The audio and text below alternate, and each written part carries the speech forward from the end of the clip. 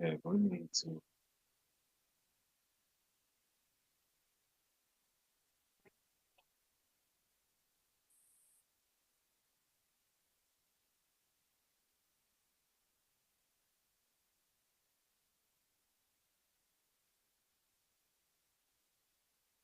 All right, once again, good morning, everyone, and welcome to our SWAC Football Head Coaches Media Session for Monday, November 13th. A few quick updates. If you do have a question, please utilize raise your hand feature here on Zoom to get your question in the queue for our coaches.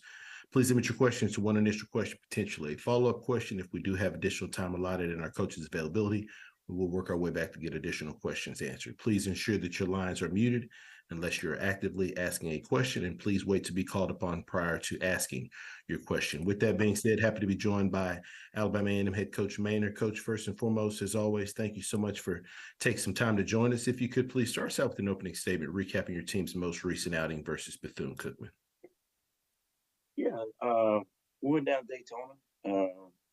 Knew those guys were going to play hard. Coach got those guys playing hard first year and trying to get those guys to buy in and, watch the tape on them and knew they played hard. And knew we was going to go down there and play well, and we didn't. We got off to a good start. It was up 14-0, and then 14-7. Had some timely plays on defense where they was driving, trying to tie the game up, and we got some turnovers. But we weren't able to execute on offensive end and take advantage of those turnovers and put some more points on the board and kind of widen that gap. And so they defense, take your hats off to them. They played great. They kept their offense in the game. Then the offense got going. We actually, one of the quarterbacks got hurt, and they put another quarterback in and started running the ball on us, and we weren't able to stop the run. I think they scored 21 points in the fourth quarter. So it was still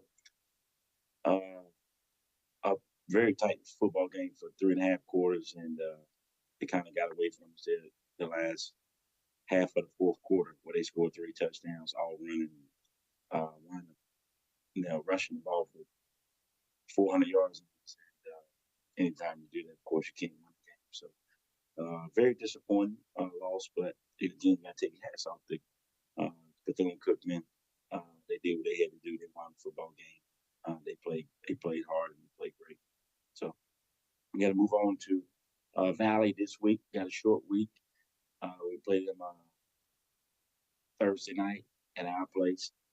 So we got out there a little bit this morning, and we'll practice again tomorrow and Wednesday, and get preparation to plan a good Valley team. They recognize what they want to be, but they play hard, and if you're not ready to play, they'll beat you. They beat us last year. They play, so we know what they're capable of. So we got to be ready to play this Thursday night. So we got 2 more days, and we'll be ready. Appreciate those opening comments, Coach. We'll up the floor for questions for Coach Maynard. If you do have a question, please utilize the raise your hand feature to get your question in the queue. Currently taking questions for Coach Maynard with Alabama A&M.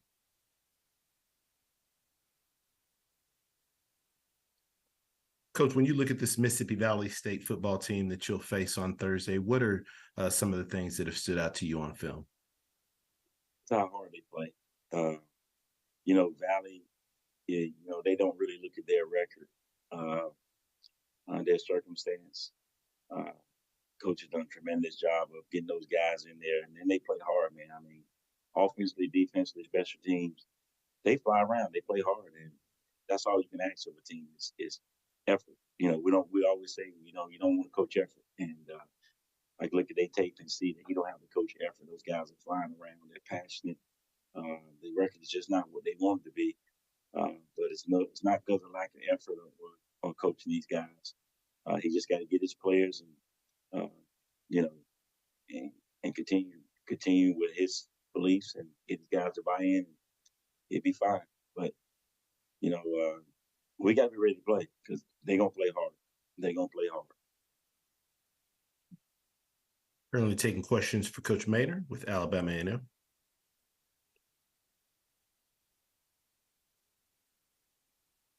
Coach, obviously you celebrated your seniors, your last Saturday game against Florida A&M that was at home.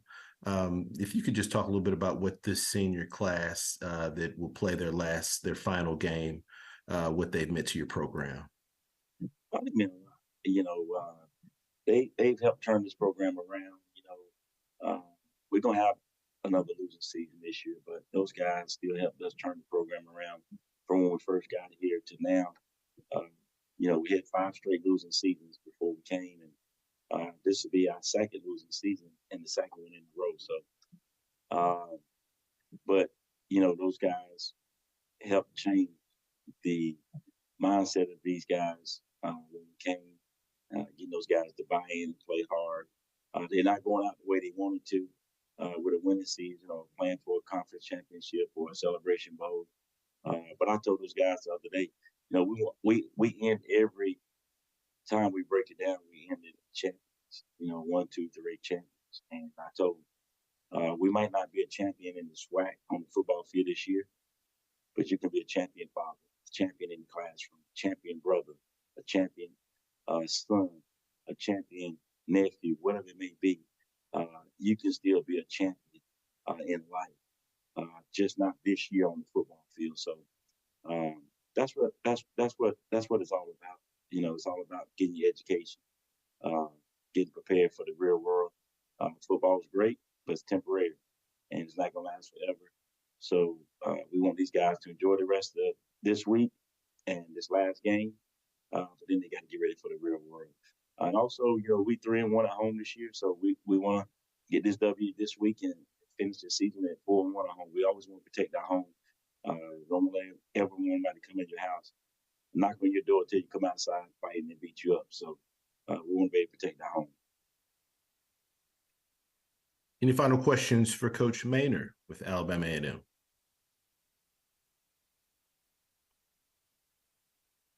All right, Coach, as always, we appreciate your time. Look forward to speaking to you again next week. Yes, sir. Thank you. Yes, sir. And thank you. Good luck to everybody this week. All right, we're going to go to Alabama State here momentarily. Coach Robinson's availability will begin at approximately 10:15 Central. Appreciate your patience. We'll be back momentarily.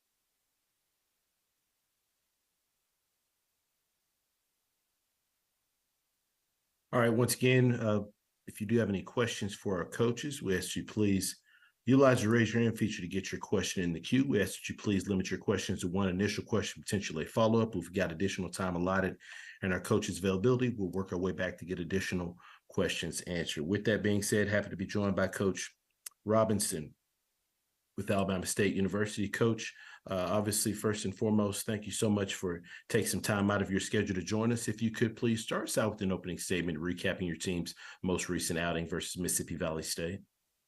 Hey, good morning. We went down to Itabena. We all know that that's a long drive down there. The kids did a great job of responding to just the whole week of making sure that we play with a lot of effort and being prepared. Valley started off with a good drive. They were up 3-0, and we were able to respond and had a couple good runs. Keyshawn Johnson had an exceptional game, had a running touchdown, a receiving touchdown. Thought our quarterback, did a good job of managing the game. I thought both teams played extremely hard. The score was 20-3 at half, and after that, we couldn't do much else offensively. I thought those guys played extremely hard the entire game, never gave up, and felt like we were somewhat in control of the game, but also, had they scored one more touchdown, it'd have been a tough game getting down to it. So, good job with us, going down there, getting the win in a tough place to play. And Coach Wade talked to him after the game. Feel like he has that group playing hard, and that's all you can ask. They play with great effort through the entire game, and it's always good when you can go down to Mississippi Valley and get a W. This week we travel out to Houston to play Prairie View. We know they have a lot to play for coming off a big win. And so we just want to focus on Alabama State and try to get one more SWAC win. Whenever you play a conference game, it's always going to be tough, especially on the road. And so that's our motto going into this week. Appreciate those opening comments, Coach. First question goes to Charles Bishop. Morning, Coach. Good morning. How's it going? I'm doing well. I wanted to ask this question. Prairie View's put together a modest 2-game win streak, but in terms of how they've looked over the past couple of weeks, is there a position group or is there individuals who have stood out that you have paid attention to on film? Yeah, I think they have some athletes at the wide receiver position. they can definitely score from anywhere on the field. So you definitely don't want those guys, with a 40 or 50-yard, touchdown pass. And I think the quarterback, he's getting better each week. I think he's the guy that you have to contain. He can beat you, whether it's running or passing. So he's one of those guys, dual threat kid who's played some snaps. We played against him last year. He had some success against us. So we know we have to stop the receiving group and also the quarterback. For you get an opportunity to come back to the Houston area where you're tremendously loved and things of that nature. Any sort of special things that you're looking forward to with regards to coming back to Houston? Well, I think, going to Prairie View's campus, it's a great drive from Houston to there. Beautiful campus, great location, stadium's great. So it's just a great place to have a SWAC football game. So other than the football game, that's pretty much where my attention is going. All the other stuff can wait till January, but right now we're going down there to try to win one football game. No doubt. Thank you, Coach. Absolutely. Next question goes to Dr. Cavill. This is Kenyatta Cavill, Dr. Cavill's inside the HBCU Sports Lab. You can let it down. We can go get some steak. You don't have to worry about the game. Yeah, well, I catch you in January, but no, it's Houston is a really good city. It's been good to me. I'm gonna still love your blue guy and everything, but for this week, you got to stay a little bit more focused for us. I certainly understand, and I expected that would be your answer. A true coach at his craft. With that being said, offensively, you've been able to really balance what your defense has been able to do, attacking all season. One of the top out there, not just in the SWAC, but FCS level.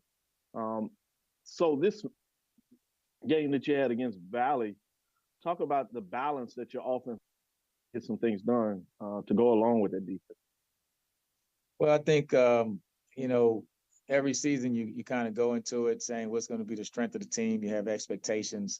My biggest thing, special teams is always the most important. You can't kick, you can't win.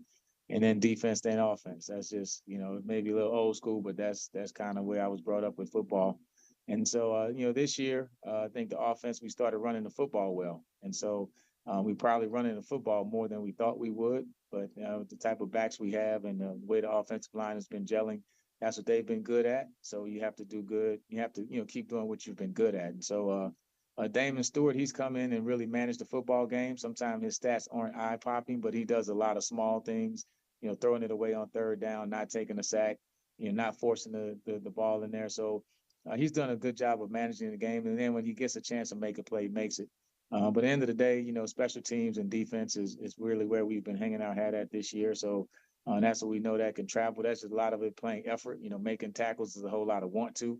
And so we got to get that on the bus this week and go down there and play with a lot of effort like we've been doing the last couple games. Follow-up question is talking about going down there to Prairie View to this matchup. You've won 5 in a row. They won 2 in a row. Lots on the line for Prairie View in terms of things bouncing their way. They can find a way to get the victory. They find a way to be in the championship game. But obviously, you want to continue your win streak. In all that, the matchup that is fascinating to me is, again, your defense that's been able to hold teams down in terms of the ability to score. And Prairie View trying to do some things offensively to get the scoring up in such a way. Talk about what has been so effective in your matchups on defense to being able to dissect what other teams do on the offensive side of the ball this week. Yeah, I think it starts up front. Our defensive tackles, defensive ends, Janelle Brown, Ogletree, Stokes, Traquan Thomas has a couple sacks this year, has been playing really well defensive end position. I think those guys have allowed us to, do other things in the passing game. And Bubba Colton Adams, he's been playing great once again this year. Also, Cunningham, the other linebacker right next to him, is like right on his trail. Both of those guys are playing really good. I just think it's the guys up front. When you can have guys up front, the front four, and we play probably about 8 to 10 guys. That's been the biggest depth. Where the backup guys have been playing at a high level, so we can rotate more. I think that's just kept everybody fresh. It allows you to run to the football, not get fatigued. But we know it'll be a challenge this week because they do a great job running the football schematically in the backs that they have, and then they do a great job with the passing game. So it'll be tough for us because they make you defend the whole field, both vertically and horizontally. So for us, it's just going to be, try to win each play and just take it simple, and hopefully we can keep them out the end zone. Certainly, Coach. Good luck this weekend. Absolutely. Look forward to the matchup. Yep. Next question goes to Doc Holliday. Good morning, Coach. How you doing? Doc Holliday, HBCU Overdrive. How you doing this morning? Doing well. How's it going? Good. I'm good, man. Tell me about your game plan going into that Mississippi Valley game, and what did you see from that team where you could take into the next week against Prairie View? Well, the game plan is always simple. That's to win, obviously. But I think with Mississippi Valley, we knew they had a freshman quarterback, and he did come into the game, but they started the other kid who was more of an athlete. So defensively, you're just trying to make sure you keep those guys in front of you. It had rained the day before, so the field was a little muddy. So it was more of a downhill football game. You couldn't do a whole lot of cutting and that type stuff. So after that, it was just a matter of trying to get up. And I think once we got a lead, the offense was a little conservative. Trying not to make a mistake. And it's a tough place to play. You just want to get out there with a W. You don't get extra credit for style points. So we were just trying to finish off the game with a win, and they kept playing hard the entire football game. They always do. And so for us just to get it to zeros on the clock with a win, that was the biggest thing, and I'm proud of the guys for making that happen. I appreciate you, Coach. Absolutely. Next question goes to Timona Stapleton. Good morning, Coach. How you doing? Doing well. How's it going? I'm good. Thank you. Thank you. Congratulations on your win. Last week, I brought up the fact that Valley Field is the 12th man. And we see that you were able to navigate. For your players going into this week, what is the theme that you're going to utilize? Because this game for Prairie View, it basically determines whether or not they have a possibility to go to the SWAC championship. So what are you saying to your student athletes to basically upset that chance for them to go? Well, that has nothing to do with us. FAMU is representing the East. Last year we were 6-3 and we lost the last 2 games. So our job is to finish the season off and try to win one more football game. And so that's our goal, is to go down there and try to win. It means just as much to us as it does to Prairie View. We only get 11 chances a year to play a college football game. This is one of them. And so we take all of those pressures. So we're going out there to play 100% to try to win the football game. And I know, Bubba McDowell, he's going to have his guys keyed up and ready to play too, because they have an opportunity to do something great this year. And so it's going to be a good SWAC football game. But I think this game means the same to each team. So I don't think it means any more to Prairie View than it does to us or vice versa. Thank you, Coach. Absolutely. Coach Robinson, as always, we appreciate your time. Look forward to speaking to you again next week. All right. Thank you, guys. Appreciate it. Thank you. We'll now go to Alcorn State head coach Fred McNair.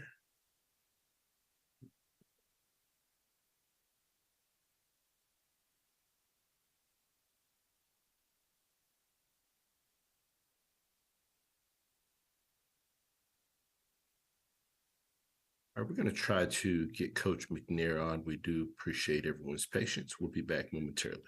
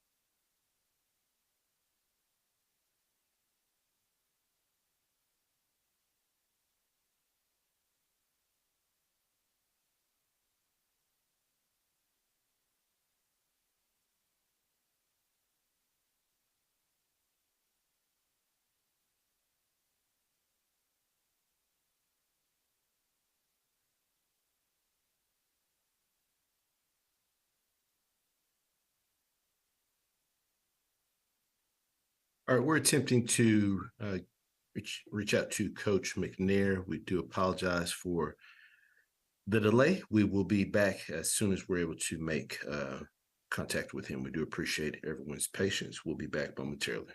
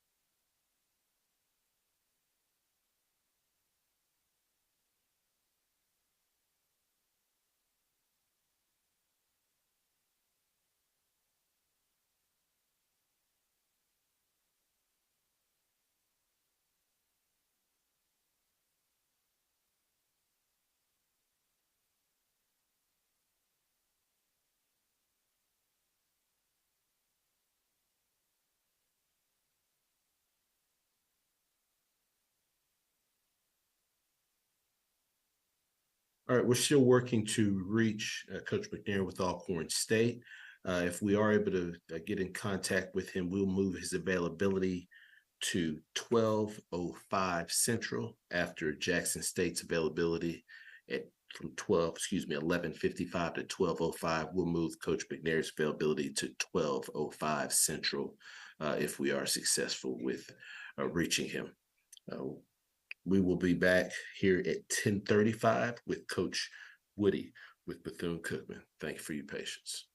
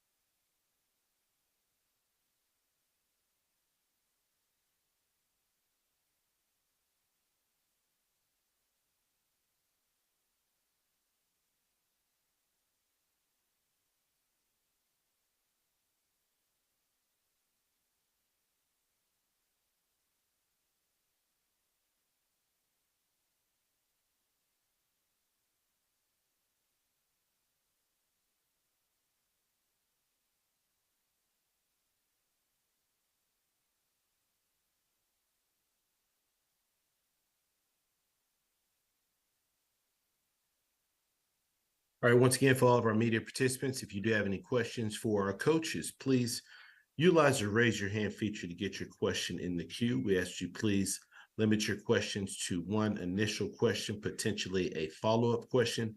If we do have additional time allotted in our coaches' availability, we'll work our way back to get additional questions answered. Please wait till you're called upon prior to asking your question.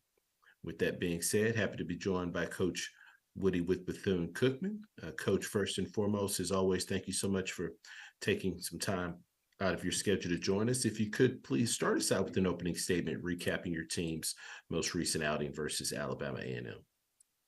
Well, I tell you, proud of the guys. Coach, man, came down. Alabama A&M, they started out on a run, 14-0. We had a slow start. We fumbled on a couple possessions in the first quarter. Then shortly after the second quarter started, we put a 10-play, 62-yard drive and scored. And then that brought it to 14-7. And then we ended up at the end of the third quarter, 5-play, 3-yard drive. We kicked a field goal, 14-10. And then in the fourth quarter, we scored 21 unanswered points.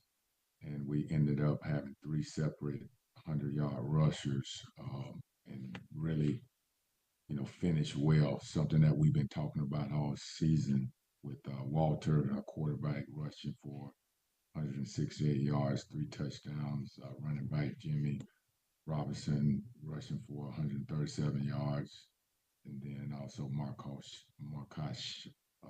Shaw, our freshman, that rushed for 111 yards, 9.1 yards, Gary, and then 1 touchdown. So, just really excited about, our guys, really putting it all together and finishing, the game, something that we've been preaching all season, and guys pretty confident.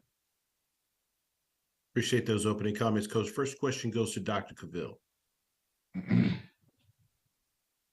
Kenyatta Cavill, Dr. Cavill's inside the HBC Sports Lab. Coach, you really got going this week. Obviously, had to come from behind. That's happened a little bit this season. But when you started rolling, it started rolling. And you have a bevy of running backs, young running backs, sophomores and a freshman that you mentioned that really got going. Total of 412 yards that you mentioned, but 3 ball carriers over 100 yards in terms of this matchup. Simmons with 165, Robinson the third, I should say, and Simmons the third, 137, and Shaw at 109. 4 touchdowns. What had made them so effective over the season, but particularly for them to be able to jump out and get it done in this matchup? Well, those guys have been running hard, throughout the year. Obviously we had, injuries that was hampering us from game to game. But, I contribute the offensive line for, coming together, making the blocks that they needed to make. And then, our guys getting the ball after the second level and really finishing, those runs. But our old offensive line played a big part into that as well. Great point. When you talk about the big guys up front being effective, it's a good time for them to be able to seem to be putting things together when you play your rival this weekend, FAMU, that is top of the conference, #1 ranked team in a lot of people poll ranking, and FCS top 10 team. Talk about that matchup in the rival and having a chance to get it going, and what do you need to do to slow them down on the offensive and push forward on the defensive side of the ball? Coach Simmons, he does a great job with what he has over there. They got a really good football team. We're gonna have to be, technique and fundamentally sound and attention to detail and discipline, because they got guys, all over the place. Like I said, Coach done a really good job of getting those guys, ready to play. And congratulations to him, obviously, for winning the East. And it's going to be a good ball game. Thank you, Coach. Good luck this weekend. Look forward to the matchup. Thank you. Next question goes to Perry Daniels. Congratulations, Coach, on a winning streak, 2-game winning streak. Good job. Thank you. Coach, talk to us about the maturation of your team from the very first game of the season to today. Well, I tell you what, going through, went through 4 quarterbacks throughout the season, and those guys, obviously, you play the game right. So you play the game, and sometimes, you're healthy, and sometimes you're not. But just to see the maturity of those guys, sticking together, having love for each other, just not letting their teammates down. I think they've been fighting throughout the whole season, and we're not making no excuses, blaming on one. I've seen a transformation of those guys, attitude on, just finishing, not just showing up, but wanting to finish, every play. And we don't talk about more victories, but our guys, they've been playing consistent. And then we finally, which was really good, on senior day, to put it all together again. But I just think that we played solid on offense, defense, and special teams. I think this was our best showing, in all 3 aspects. It wasn't perfect, but we saw a lot of grit. We saw a lot of guys straining for each other. And I just think throughout the season, we've actually been seeing these guys getting 1% better each day. When you see that, then there's hope. And we're just putting our head down each week and putting these guys in situations that they need to be in, and those guys are responding. Just for example, we had a big drive, 8-play drive, 99-yard drive. And those are the situations that we put our players in almost every day. Just to see the fruits of the labor, and to see those guys transferring the things that we're teaching them and putting them in positions and practice. And now you see it in the game. It's just a good thing to see that these guys are starting to understand the details of why we do things. We're not just out there just doing them. It's always a reason why. So they're starting to understand that, and it's really been good throughout the season.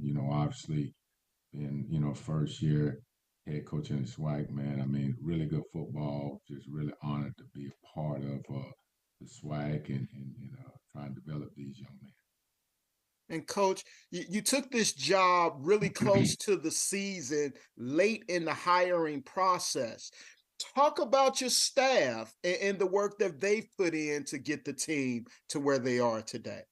Well, I tell you what, I mean, we have a really good staff. I mean, they're motivated, energized. I mean, they understand that, every day, we have to win the day. We have to do it, the right way. And those guys, they're always about, the team and they spend countless hours, not just coaching ball, but, talking to these guys, throughout problems or issues that may come up. And then, also just being there for them. And we know what we want to do. We have a plan, and I appreciate them staying, I mean, they're all feet in the ground of doing exactly what the plan is really asking them to do is as we build student athletes. And we do that and you do it the right way, good things are going to happen. So I really appreciate the staff as a whole,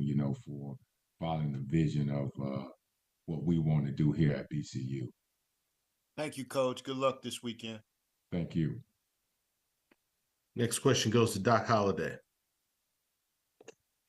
How you doing, Coach Doc Holliday, HBCU Overdrive? How you doing this morning? I'm doing good. 412 yards rushing by your team. Tell me, what did you see in the defense from Alabama A&M and how basically capitalizing on what you saw on their defense? Well, I tell you what, I mean, their team, man. I mean, they, like I said, they got out on us, and we felt like we had to tempo, and a lot of times too, when you tempo teams, especially guys that's they're coached well, they got bigger guys, and we wanted to make sure that we ran the ball, and to be a good football team, you got to be able to run the ball. So we wanted to speed up and do those things, and it was hot, humid, and in those type of situations where you want to be able to get those guys in a position where maybe they step in the wrong gap, and maybe we exploit those type of situations. But we had in our mind that we wanted to go tempo, and we wanted to go as fast as we possibly can go, but be as simple as we possibly can, so our guys can execute and won't think. And I think our players and then also our coaches did a really good job of preparing those type of things that I just mentioned about, just KISS method. That's keeping it simple but effective. I appreciate you, Coach. Appreciate you. Last question goes to G. Thomas. Hey, how you doing, Coach? How you doing? Doing well. My name is Gerald Thomas. I'm the FAMU beat writer at the Tallahassee Democrat. Yeah, nice. Pleasure. Yes, sir. Nice to meet you, Coach. I wanted to ask you about the Florida Classic. Of course, you being the Bethune-Cookman University alum and former football player, All-American, you've played in this game before, and now this is about to be your first chance to head coach in this game. Can you talk about the magnitude of this game and how much it means for not just HBCU football, but college football as a whole? Well, I tell you, it's been a rivalry, I mean, forever. And just to get an opportunity to be a part of it as a coach, and like talking with Coach Simmons, he's going to have to kind of let me know some of the ins and outs, because this is my first rodeo at coaching in the game. But, obviously playing in it, it's big time, and it's good, the rivalry. I mean, it's going to be a good, hard fought, clean football game. Got a lot of respect, for Coach Simmons and what he's doing with the program, and obviously, what we're trying to do here. We're trying to do it the right way, and look forward to it. Thank you, Coach. Coach Woody, as always, we appreciate your time. Look forward to speaking to you again next week. Thank you. Thank you. All right, next we'll go to Florida A&M and Coach Simmons. Once again, if you do have questions, please utilize the raise your hand feature to get your question in the queue for our coaches. With that being said, happy to be joined by Coach Simmons with Florida A&M. Coach, First and foremost, thank you so much for taking some time out of your schedule to join us. If you could please start us out with an opening statement recapping your team's most recent outing versus Lincoln. Well, it was senior day for us, and the biggest takeaway was just blessed to be able to send a phenomenal group of guys out the right way. The class that came in 19 has never tasted defeat here on Ken Riley Field at Brad Memorial Stadium. Of the entire group that we celebrated, only 4 of those guys have, and that was the 4 that were with us in our first season in 18. So just to be able to see where the programs come and send those guys out the right way was the biggest takeaway from this past weekend. And we took care of business, and obviously now all of our attention goes down to Orlando, to the Florida Classic, obviously the biggest game of the year, a game that everyone has circled on their calendar. They're playing really good football right now, and it's making for a big-time football game, which it always is, and we're excited to be a part of it. We think it's the greatest classic game out there, and it's going to be another great addition to what has already become one of the best rivalries in all of college football. Appreciate those opening comments, Coach. First question goes to Dr. Cavill. This is Kenyatta Cavill, Dr. Cavill's inside the HBCU Sports Lab. Good morning. Good morning, Doc. How's it going? It's going well. Good. I wanted to ask you, QB1 didn't play in this game, so just for clarity, I think I am aware, but with him and your team in general, how's the health of your team at this time going through a long season thus far? Yeah, we're relatively healthy. Obviously, we held a few guys this past week to try to get us through this last stretch. Jeremy was one of them, and he could have gone if we needed him to, but it's good to get Junior Muratovic some live game reps. And so Jeremy practiced yesterday. We anticipate him going the rest of the week with no restrictions. And so we fully expect, a guy that's probably the front runner for Player of the Year in the conference to be ready to go in a game of this magnitude this weekend, along with the other guys that we held out. So hopefully we'll get an update tomorrow, but right now we're pretty optimistic that we'll get most of those guys back. Great to hear, Coach. Following up back on the field, obviously we hear about rivalries. You can throw records out the window. And I'm sure in this case, this particular rivalry, that holds true in a lot of ways. But with that said, Bethune-Cookman's on a 2-game win streak themselves. They were able to be really successful running the ball with some young guys, sophomores, freshmen. Can you talk about how your defense matches up in terms of what they're trying to do offensive, and what would you like to see your defense do in accord to that? Well, our number one mandate every week defensively is to stop the run. And, they showed last week that they can have as prolific a rushing attack as anybody in America. I mean, 414 yards rushing is almost unprecedented, at this level. And so just what they've been able to do, incorporating the quarterback run game, 2 running backs going over 100 yards last week, that's big time rushing. And so our defense has its hands full whenever you have a team that runs the ball like that. Obviously, you got to get everyone involved, great eyes, great gap integrity. But then our secondary's got to be aware of the big ball. Obviously, if we're going to stop the run, we're putting our cornerbacks on some islands. So, Eric Smith, Kendall Bowler, those guys, have played really good football all season, but they got to be expected to be challenged this weekend if we're going to commit to stopping the run. So it should be a great challenge for our defense, which I think is top 5 nationally in run defense. I think second overall in total defense. So it's same old adage. What happens when an unstoppable force meets an immovable object? Something's got to give. And hopefully the Black Cloud defense won't be the one that gives this weekend. It will show up like we have all season and do a really good job against the run. Certainly. Like the nickname. Good luck this weekend. Look forward to the matchup. Thank you, Doc. Next question goes to Doc Holliday. Coach Willie, how you doing? Doc Holliday, HBC Overdrive. Hey, Doc, doing well, man. How's it going? Man, I'm doing good. Tell me about the Florida Classic. That's one of my things I want to put on my bucket list to go to. Never been there before. Tell us about the atmosphere of that game. Well, I definitely think it's a bucket list item. I've been a part of classic games. I've seen them, watched them on TV. I think this one's right up there with any of them, and I mean at any level. Just the pageantry, the love, the disdain on game day for one another, the trash talk, the halftime show, you name it. the tailgating. It's just an amazing experience, you know. Two programs that are the only two Division I HBCUs in the state of Florida. Probably 90% of the HBCU graduates in this state have attended one of those two institutions. And so the trash talk is year round, you know, and Thanksgiving is the week after. And I've been a part of both scenarios. The turkey tastes a lot better on Thanksgiving if you win the game, you know. So it's just those rivalries that, man, it's rich, it's deep.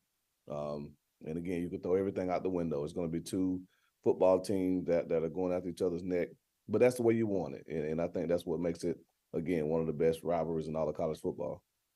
And you mentioned that this past Saturday was senior day. Tell me about the seniors that you got going now, basically from FAMU. Yeah, there's a ton of them. You know, obviously, we have a few COVID seniors, guys that are in their 6th year. But when you look at Jeremy Musa, Mizell Major, Marcus Riley, Jabin Morgan, Stan Mentor, those guys, they're first off, they're great football players, but second off, they're great leaders and better men. They all have the degrees in hand. And so, again, that's what you want. You want guys that have that maturity to be able to understand what this weekend is all about. A young guy may not understand, especially a guy that just got here. You know, he's got more time left.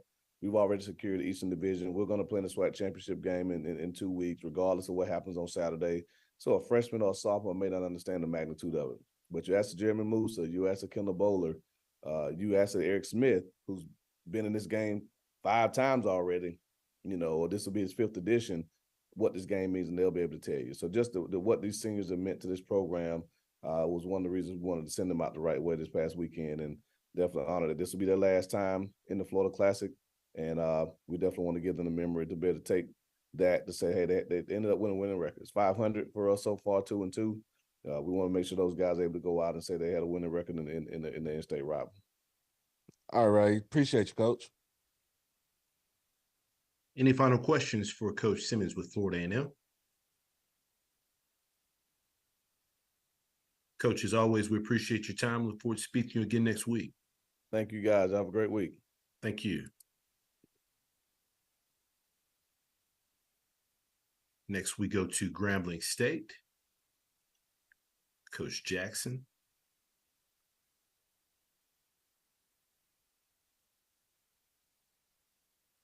I'm going to pause momentarily. We appreciate your patience.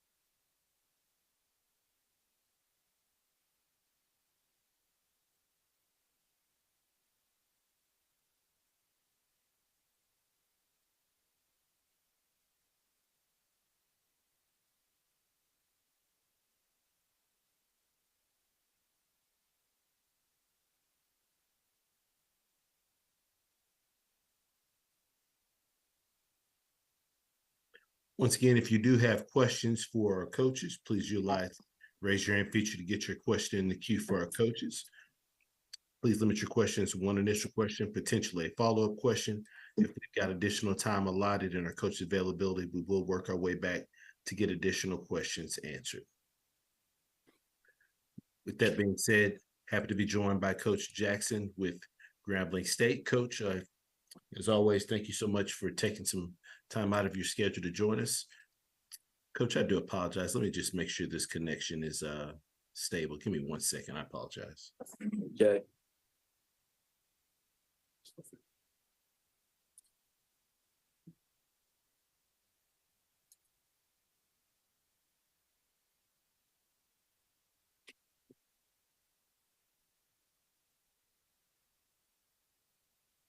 Okay, I think we're good, Coach. Thank you so much for your patience. Coach, if you could please start us out with an opening statement recapping your team's most recent outing versus Arkansas Pine Bluff.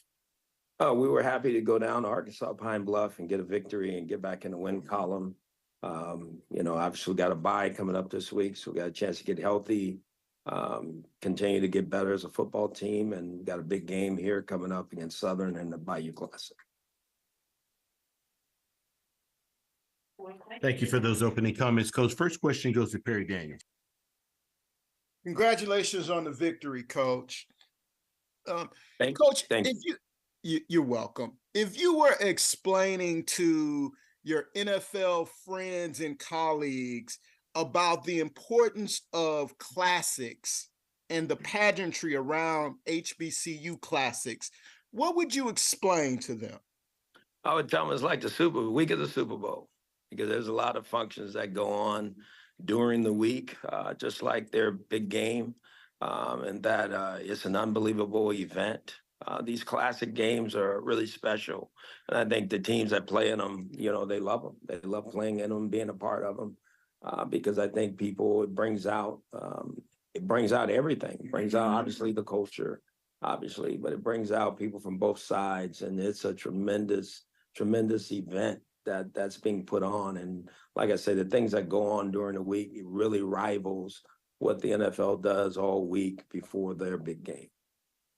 And the Bayou Classic is kind of the granddaddy of them all. We're kind of used to this game determining who represents the West in the SWAC. It doesn't have that appeal this year. What would you say to folks that are still considering coming to the Bayou Classic to watch Grambling play Southern? To me, you throw the records out in these games. Obviously these are two very historic programs that have always been at the top, as you said, of the West. They're good football teams, good teams on both sides, in my opinion, great universities, and it's a chance for you to see, the Black experience at its best, and I think the schools, the football teams, the staffs, both sides, the bands, I think everything that's going to be on display is something that I think everybody want to be a part of. Thank you, Coach. Next question goes to Doc Holliday. Coach Jackson, Doc Holliday, HBCU Overdrive. How you doing today? Good, buddy. All right.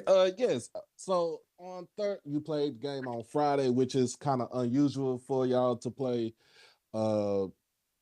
before, not playing on a Saturday. What were some things that you saw in Pine Bluff that you kind of exploited on the offensive side? And what did you tell your defense to go out there, what they need to see in this football team? No, I think after the first drive, they went down and scored. I think our guys, started playing really well on defense. I think, again, guys needed to play their gaps, get off blocks, keep their eyes on their keys, and play good football. And so I thought we started to do that on defense. On offense, it was just playing to our plan. I think we had a hell of a plan. I think our guys executed, and we were able to score the ball. And at the end of the day, that's the most important thing. You got to be able to score, whether you're running it or throwing it. And I think our playmakers made those plays. And for this coming up, well, you won't be playing this weekend, but you'll play next weekend. You have scenarios in the West where who would be the team to represent in the West for the SWAC championship game. I know you told your team, you could tell your team, like, we could ruin somebody's Thanksgiving holiday. How do you keep your team to be to not buy into all of the hype? Well, I think we're part of the hype. Last time I checked, I think we're still alive too. I mean, there's all kinds of scenarios that are out there, but I think for our football team, the most important thing is we just want to go win and have a winning season. And it is the Bayou Classic. What better way to finish the season if it is the end of the season, standing on the podium and raising that trophy. So, as you said, it's the granddaddy of them all in the HBCU space. We're going to be a big part of it. Southern will too, and we want to go win this game. Appreciate you, Coach. Sure. Currently taking questions for Coach Jackson with Grambling State. Final questions for Coach. Coach, as always, we appreciate your time. Look forward to speaking to you again next week. Thank you. Thank you. Bye-bye. All right, next, we'll go to Arkansas Pine Bluff. We're a few minutes ahead of schedule for Coach Hampton's availability. We'll be back at approximately 11:05 Central. Thank you for your patience.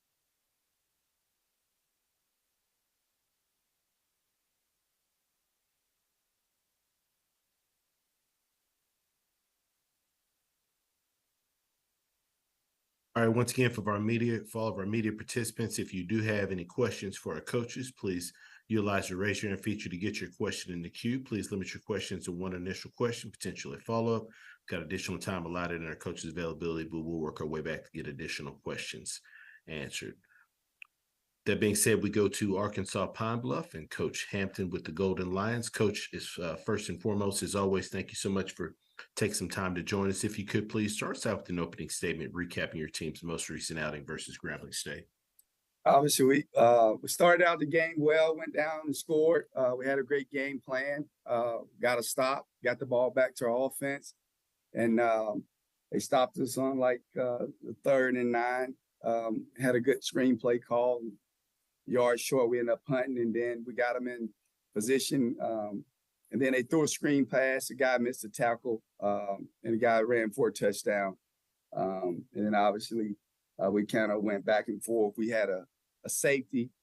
We snapped the ball to our punter, went right through his hands for 2 points. And then I think at halftime the score was like 15-7. We came out after half. We got to stop right away and didn't do anything with it. Punted it back, and they made a couple good runs. Tailback went up 22-7 somewhere along in there. We ended up getting back in the game. It was 29-14. Got a couple stops in a row. Offense couldn't do anything. And the score was 29-14 with 6 minutes in the game. We got the ball, and we throw an interception. And they get 2 late touchdowns. So, obviously, we had a chance to win the game. They didn't do anything we didn't cover with the kids, but they made some plays. So, that's that. First question goes to Tanner Spearman. Good morning, Coach. Wanted to ask you about Rico Dozier. I mean, he's led the conference in tackles all year long. What does he bring to this defense, and what makes him special as a player? Rico's is a good football player, but obviously we on the field too long. We don't want Rico to lead the conference in tackles. That don't do us any good. We'd like to be able to score touchdowns, keep him off the field, keep him fresh. But he has done a good job, Tanner. He's one of our better football players. He actually played Mike linebacker, man. We got about 2 linebackers. We're down a whole lot of players, have been for about 5 weeks. We just don't say nothing. So we got one more game. So Rico played Mike, and he did a tremendous job. He's just a really good football player, loves the game, loves his teammates. He's been trying to play some safety. So every time somebody goes down, he volunteers to play that spot. So, but he's a really good football player for us, and excited to have him on our team.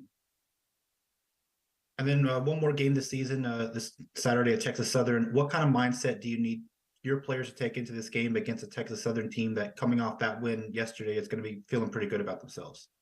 I'll be honest, man. Texas Southern may be the best team. I mean, we've played all year.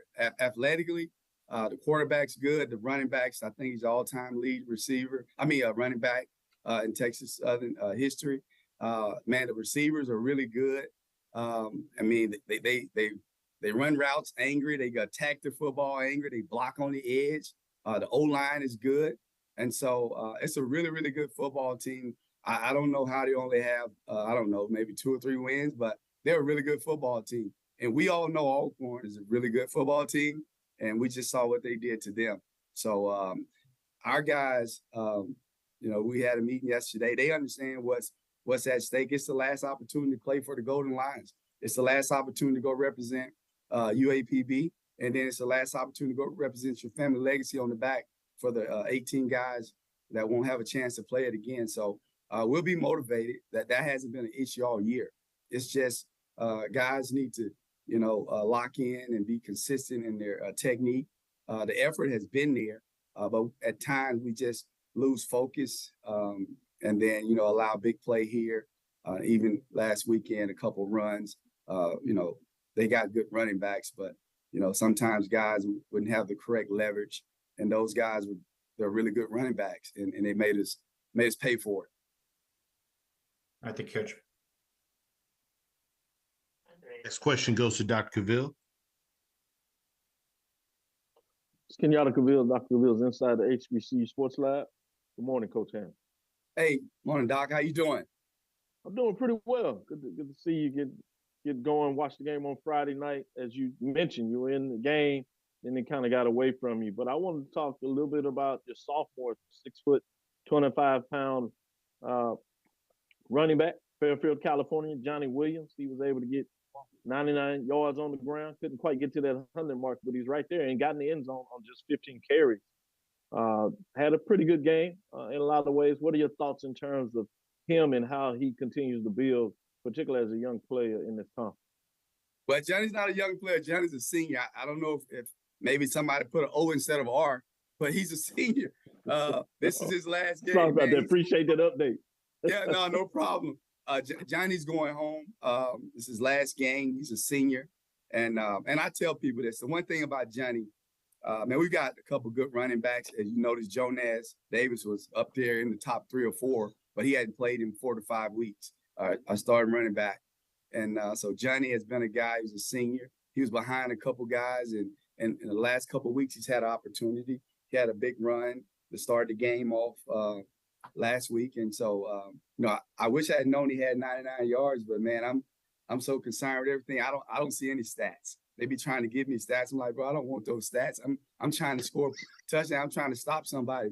But anyway, hopefully, he's got one more opportunity, and hopefully we can get him to the 100-yard mark. Yeah, and for us personally, that's what we have to do. We're going to have to be able to run the football and keep Texas Southern off the field, because they're a really, really good offensive football team. They got weapons all around that field. So we got our work cut out.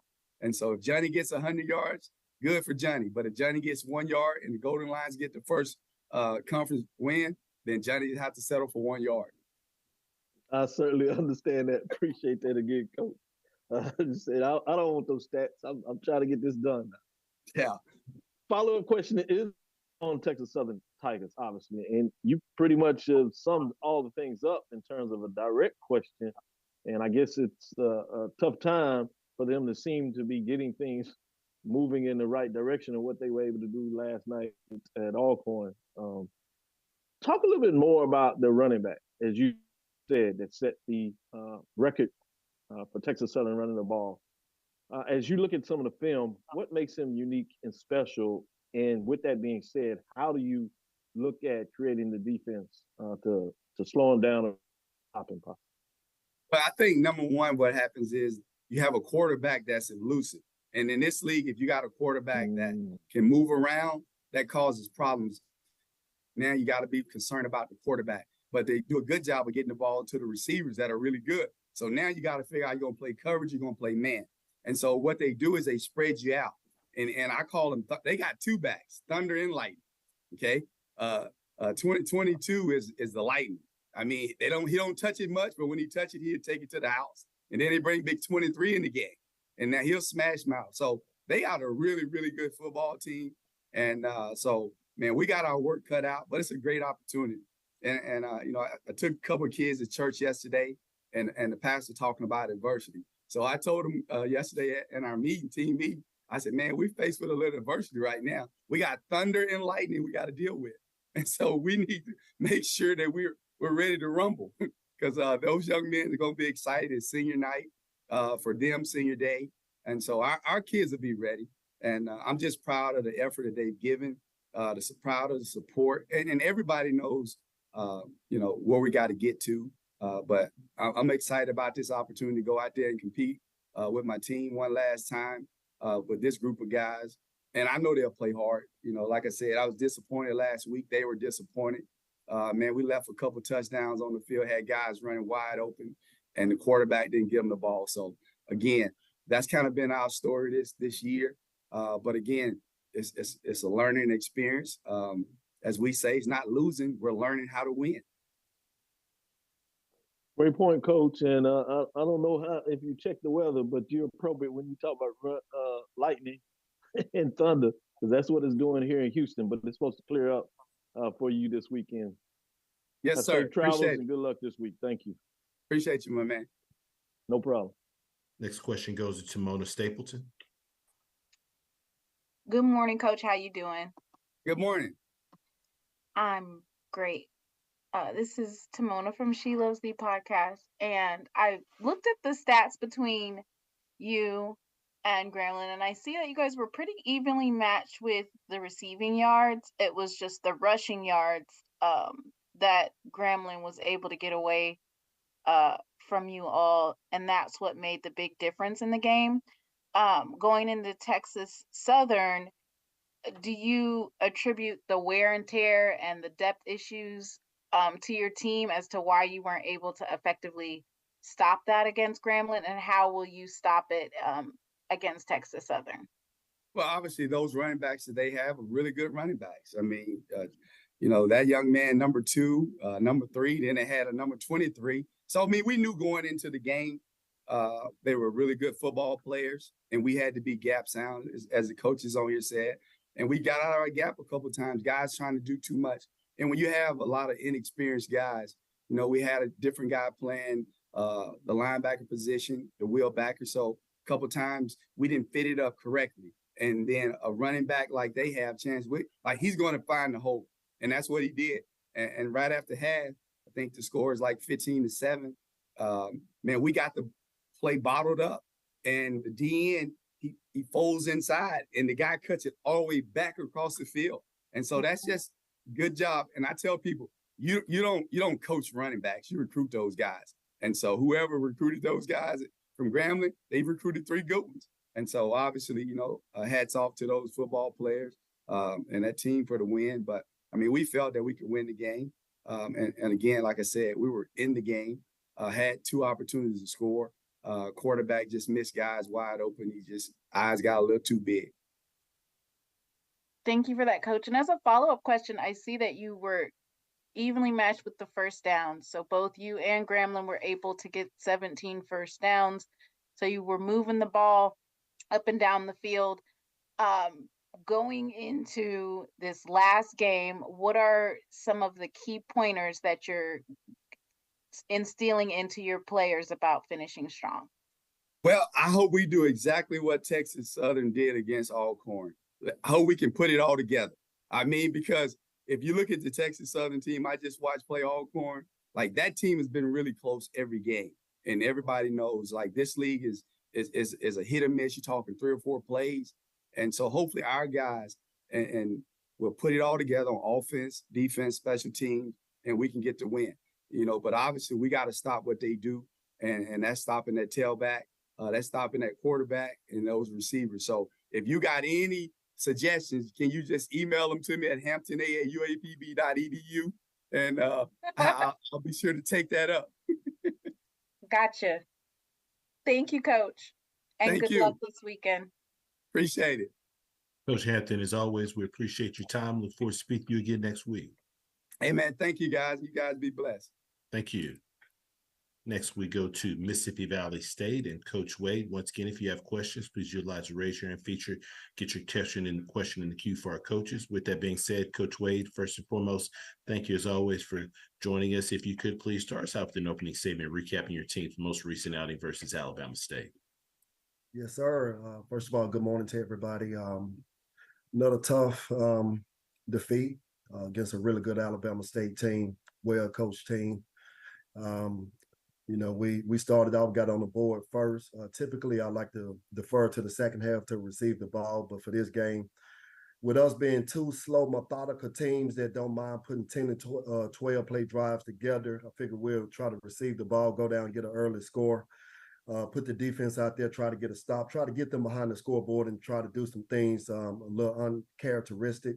But again, we went down, we got a field goal, they came back and got a touchdown.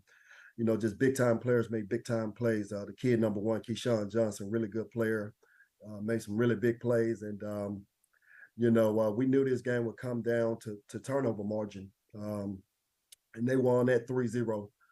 So that was the biggest difference of the game. Turning our attention to Alabama A&M, another good team who's really tough at home, big physical team, long athletic team. And we're playing them on Thursday night. Looking forward to getting down there and getting after those guys. Appreciate those opening comments, Coach. First question goes to Dr. Cavill. Kenyatta Cavill, Dr. Cavill's inside the HBCU Sports Lab. You talked about getting the ball first, trying to get things going, knowing that this would be a low-scoring game, I should say. With that being said, how did you feel your defense played in terms of at least keeping you in the matchup to see if the offense could keep going? I think first half, we gave up some explosive. We shut them down second half. Second half, I think they had 6 possessions.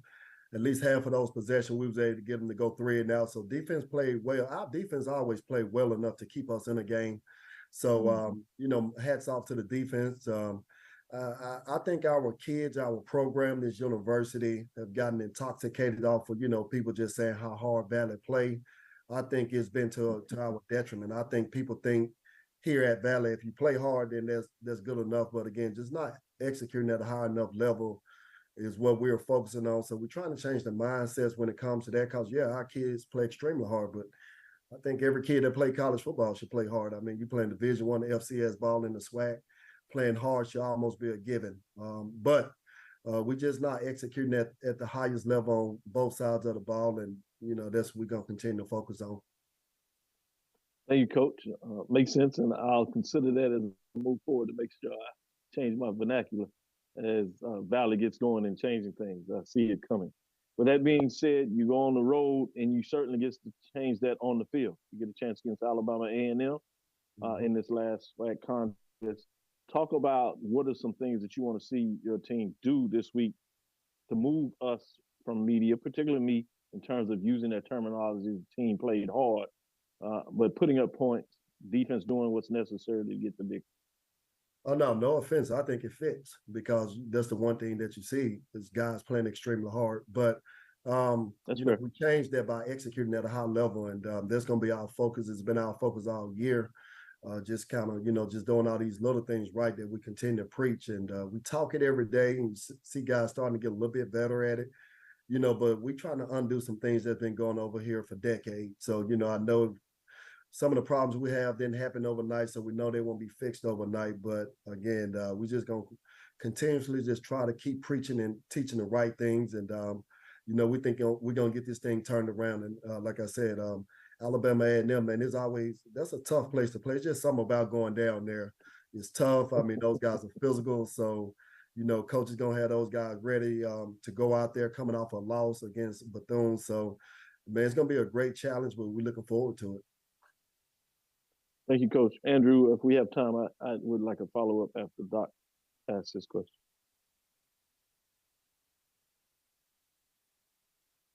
Next question goes to Doc Holliday. Doc Holliday, HBC Overdrive. How you doing, Coach Wade? I'm good, man. How you doing? I'm doing good, man. So you got Alabama A&M. Tell me some things about what you see on offense and their defense. What you see that you think that you can exploit in the game for Thursday night. Offensively, they very explosive. I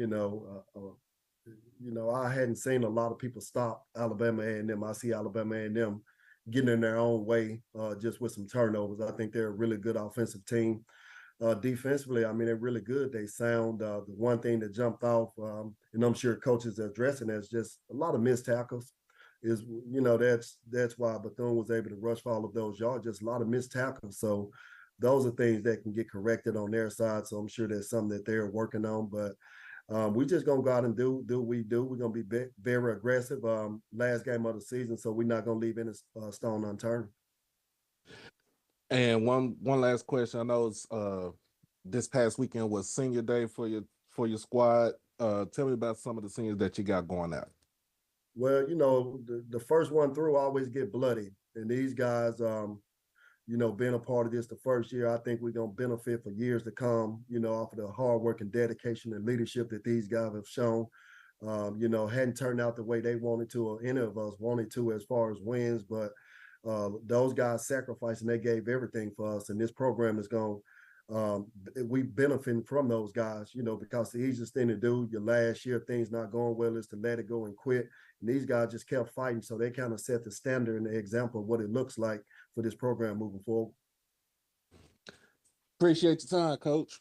Yes, sir. Thank you. Any final questions for Coach Wade with Mississippi Valley State? Yes, Andrew, I'd like a follow-up question. Yes, sir. Coach, I want to ask you about the freshman quarterback. Obviously, earlier we talked a little bit about him. Now you're getting into the dog days of the season. Very physical in terms of college transitioning from high school. What are your thoughts in terms of his maturation throughout the season? How is he hanging in there? He's hanging in, but like every freshman, you're gonna hit a freshman wall. We knew it was coming. It was gonna come. We knew at some point it would come, and but instead of being discouraged, man, both of our quarterbacks are true freshmen. So these guys just keep showing up each and every day. I know mentally it gets tough on you at that position as an 18-year-old freshman in a conference like this, playing against just great coaches and great players. It's been a challenge for those guys, and our biggest thing is just really just trying to keep their confidence level up, because they hadn't played as well as they want to play the past couple of weeks, and those guys are extremely hard on themselves. But just kind of understanding that this moment would come. Our biggest obstacle right now is just kind of keeping those guys encouraged and keeping them positive. Thank you, Coach. Thanks for sharing. Look forward to the matchup. Good luck this week. Yes, sir. Thank you, guys. Coach Wade, as always, we appreciate your time. Look forward to speaking to you again next week. Yes, sir. Thanks. Thank you. All right, next we go to Prairie View A&M and Coach McDowell. Once again, if you do have any questions for Coach, please utilize the raise your hand feature to get your question in the queue. Please limit it to one initial question, potentially follow-up. If we got additional time, we'll work our way back to get additional questions answered. With that being said, happy to be joined by Coach McDowell with Prairie View A&M. Coach, first and foremost, thank you so much for taking some time out of your schedule to join us. If you could please start us out with an opening statement regarding your team's most recent outing versus Southern. Yes, sir. Absolutely. Morning, everybody. Yeah, again, going down to Southern, we knew we was going into a hostile environment all week. I think we prepared really, really well throughout the whole week. And that's why we played the way we played. Extremely proud of the guys, the way they came out. And stuck to their guns, stuck to their belief that they can go out and win the game, and did what we asked them to do. Again, like I said, we knew it was going to go back and forth with a good staff like that, a good team like that. It's, as I told them, you have to stick to your guns, stick to what you know, stick to what the coaches have taught you, and put it out there on the field for 4 quarters. Don't leave nothing out there. For 4 quarters, just do what you capable of doing, and we did that. Like I say, special teams showed up, offense showed up, defense showed up.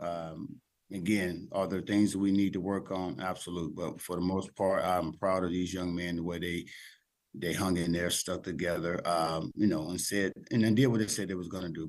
Go down there and put together a football team that's capable of doing this every week. And again, they saw it. Now that they have seen it again, you know, hopefully they can continue to get better. You know, like I say, you know, Southern went down, like I said, going back and forth, and they scored right before half.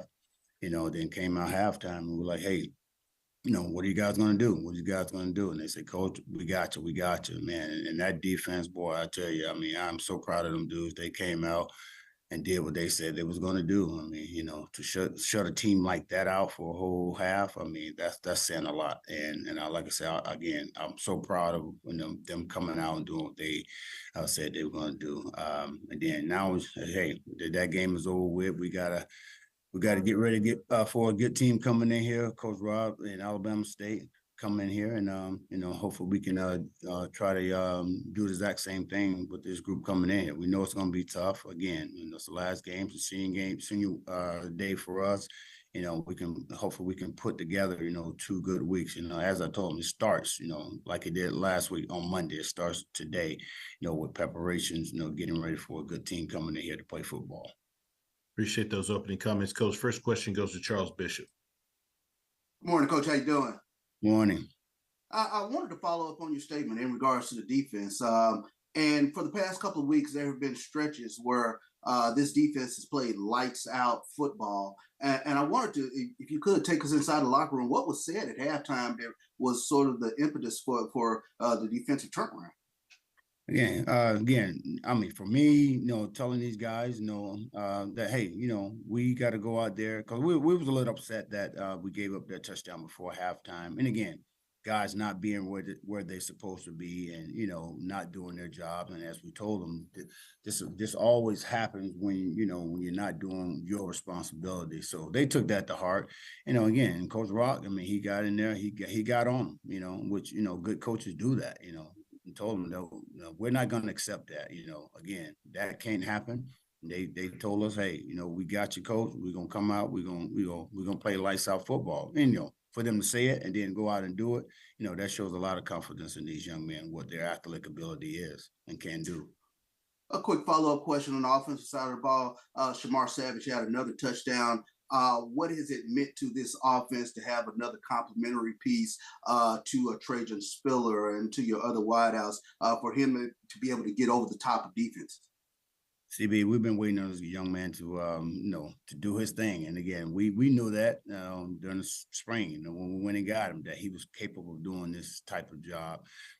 He's very athletic, very big, could be a matchup problem for a lot of teams, for a lot of guys across from him. And again, it was just him getting out his own way and him realizing that, you know, he can do this, you know, again, and all had to start with him. You know, we believed it. We knew that he can do it, but, you know, we believe in it, and he's doing it. It's totally different. He has to believe it. And now that he tastes the success, you know it can happen. So hopefully we can continue to get him going in the right direction, you know, again, for this week as well.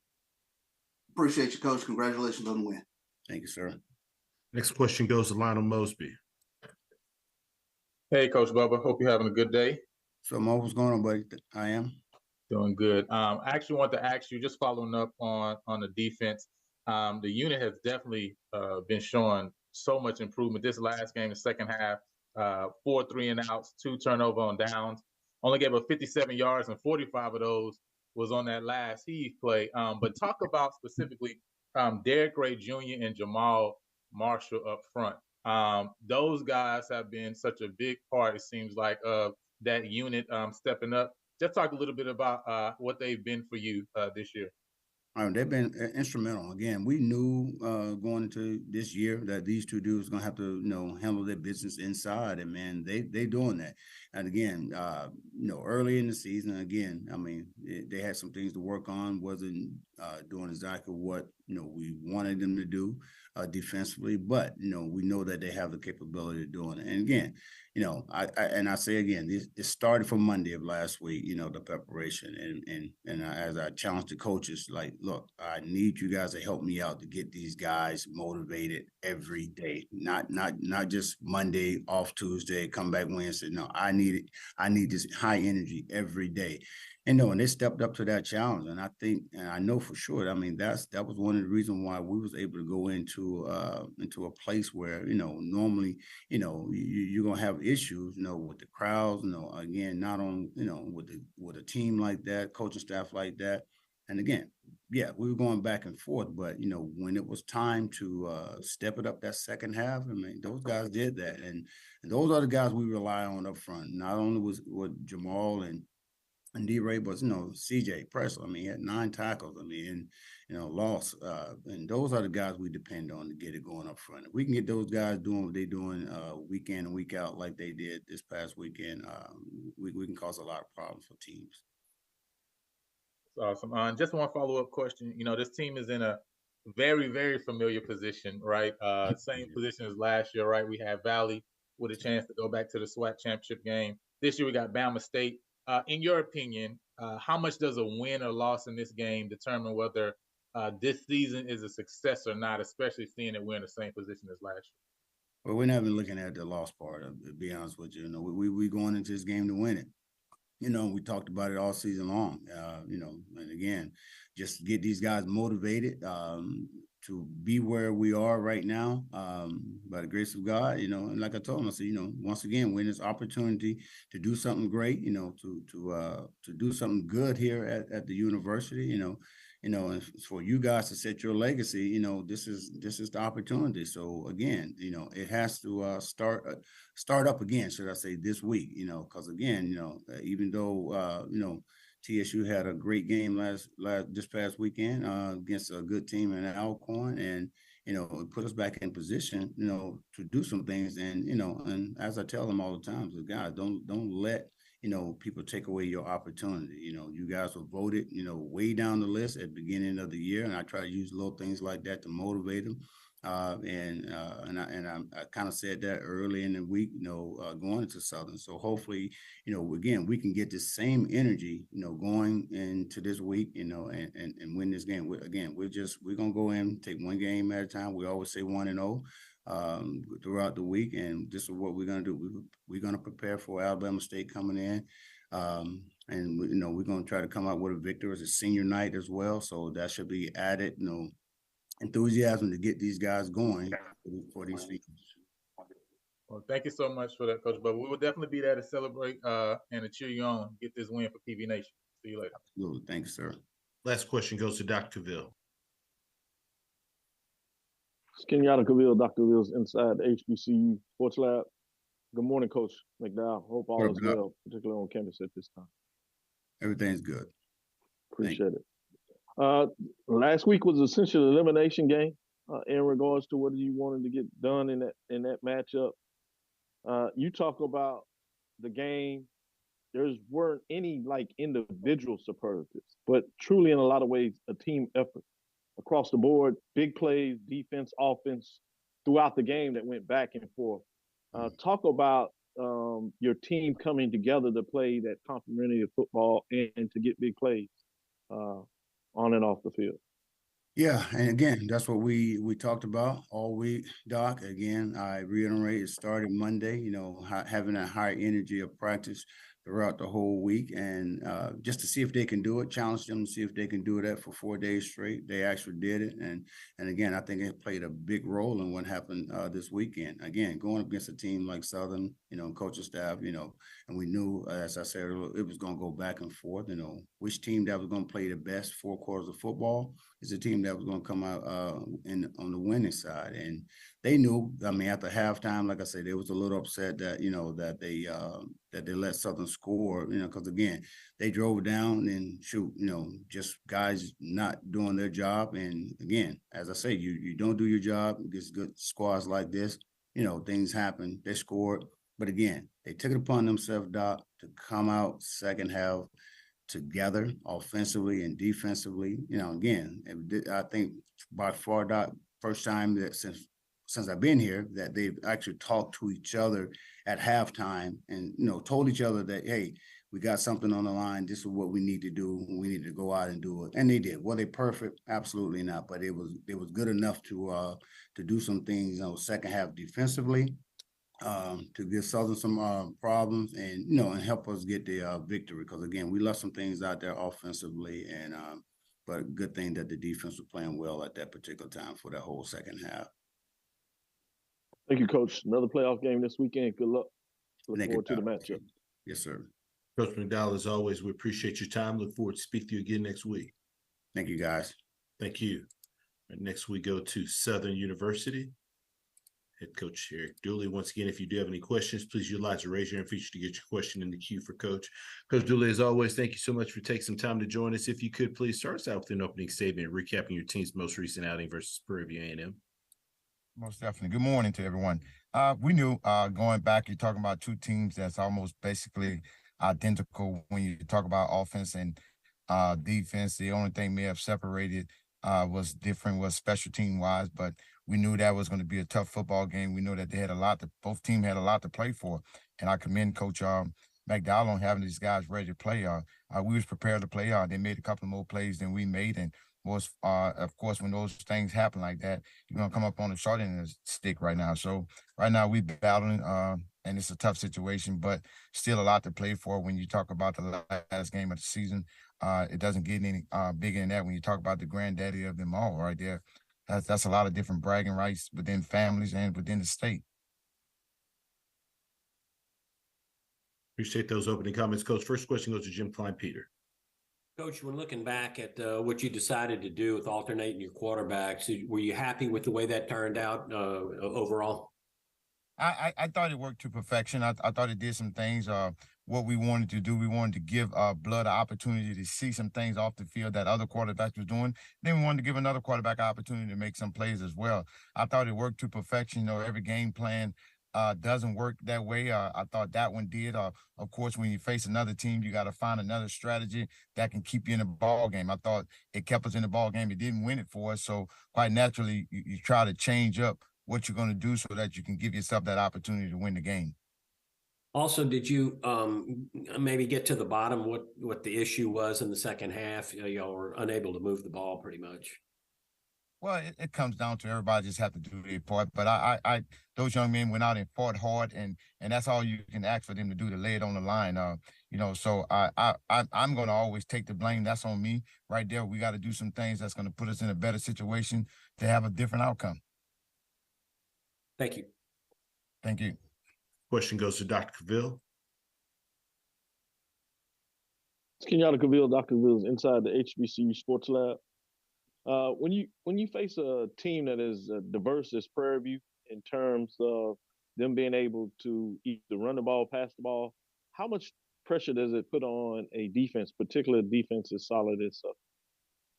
Well, you know, it changes some of the things you have to do, because you got to understand when you got a guy in the back that's a quarterback that has the ability to beat you with his legs. It's kind of tough to play a little man. And, you know, we hang our hat on playing man defense, you know, cover zero in the secondary. Sometimes you got to change it up, and which he did, was able to change it up. I just thought the young man, you can see the growth within the young man, how he come along and how he's developed.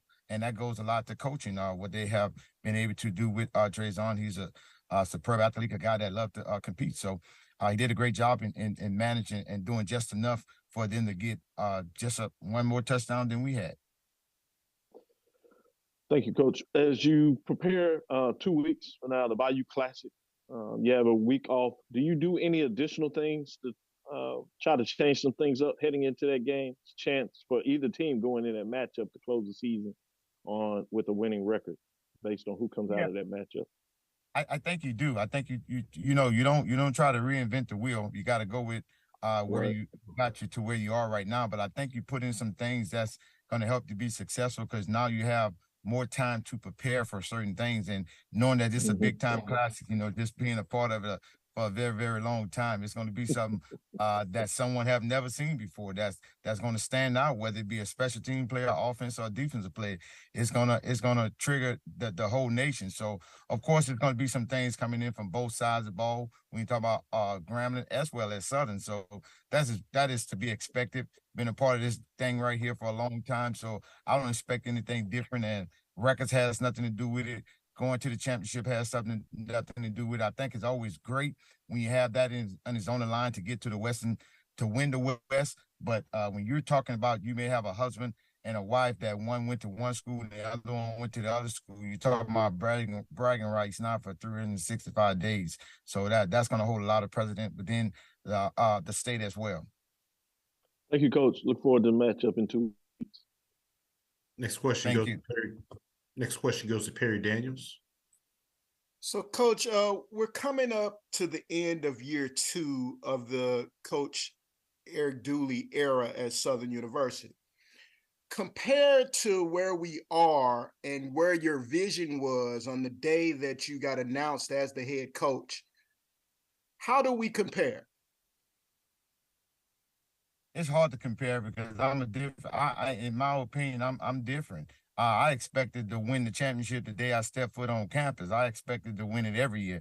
My confidence never changed. That's who I am. That's what I expect. I can't prepare for to say that I'm gonna take a step. I prepare for to win it right now and try to put those young men in the best situation possible to do it. We came up short. They're very hurting right there, and that's on me. I'll take that. So you just got to continue to move forward, press towards that, and continue to work. You got to go out and recruit. You got to get those guys in. That's going to help you be successful, and you got to continue to grow the guys that are here to become a dominant football team. And Coach, you're graduating over 20 seniors off of this year's team. What is the message to them? Well, we talk about that when I first came in. I always tell guys, you're going to be a former football player longer than you're going to be a football player. So how do you prepare yourself for life? You got to understand you're preparing yourself for life each and every day. So that's why academics is so important. And I'm going to always preach that, have a wife that's been teaching for over 27 years. That's all she's concerned with, the academic part of it. But we want to build quality young men to be successful regardless of what. I do have a different mindset. Everybody say everybody can't go pro. I say you got to be that 1 out of 1,000,000 that can. But if not, I have taken care of my business. I have maybe 2 degrees in my hand that I can go out and be more marketable and be successful within this world today. Thank you, Coach. Thank you. Last question goes to Doc Holliday. Doc Holliday, HBCU Overdrive. How you doing, Coach Dooley? I'm doing well. How are you? I'm doing good, man. Tell me about the game on Saturday. Both teams was evenly matched as far as offensive output. You have more 3 more penalties than Prairie View, but we talked about the second half where you got shut out in the second half. Tell me what are some things that you could have changed in that game, and what can you take into the next game? You never try to second guess yourself. You always go and make corrections, things that you could have done better. Hindsight's always work out better because you see it now before. I just think we just got to continue to work and continue to play for one another, and coaches got to continue to put guys in better situations to make plays. And let me change that. Coaches don't have to continue to put guys in better situations. I have to continue to put guys in better situations to make plays to win the football game. Appreciate you, Coach. Thank you. We'll get one more quick question in. I saw Rob J had his hand up. Rob J, do you want to get a question in? Oh, yes, sir. Thank you so much, Andrew. Coach, quickly, I know you talked about your seniors a moment ago. There's one of your seniors who's also a law student. Can you just talk a little bit about him, August Petrie? Yeah, I'm extremely proud of that young man. We all don't know, but I guess the ones that have law degrees know that it's very, very difficult to do that because, I have seen this young man doing assignments while we traveling. I've seen this young man doing assignments while we in meetings or while we getting ready to have a meal. And of course, I'm going to excuse him to do those type things, but for him to be committed to commit to the football team as well as to his academics, I think it speaks volumes of his foundation and what he wants to do. So the young man is extremely talented on the field and very, very intelligent when you talk about the classroom. So I'm extremely proud for August Pete. I don't think this is the last of August Pete. I think he does have an opportunity to play on the next level. So he gets that law degree, he may be able to represent himself. Thank you so much. Coach Dooley, as always, we appreciate your time. Look forward to speaking to you again next week. Thank you, guys. Thank you. All right, next we will go to Texas Southern University and Coach McKinney. Once again, if you do have a question for Coach, we ask that you please utilize the raise your hand feature to get your question in the queue. With that being said, happy to be joined by Coach McKinney with Texas Southern. Coach, first and foremost, thank you so much for taking some time out of your schedule to join us. If you could please start us out with an opening statement recapping your team's most recent outing versus Alcorn State. Can you hear me, Andrew? Yes, sir. We can hear you. Okay. Big win for us on yesterday. An unusual day playing on Sunday, but our guys went out. I thought played a complete game. Played complementary football, both offense, defense, special teams. Beat a really good opponent in Alcorn. And I'm just proud of the way our guys competed. I think defensively we've only given up 10 points over the last 6 quarters. We're improving as a program, improving as a team. Was really fortunate enough to get out of there with a win. Appreciate those opening comments, Coach. First question goes to Dr. Cavill.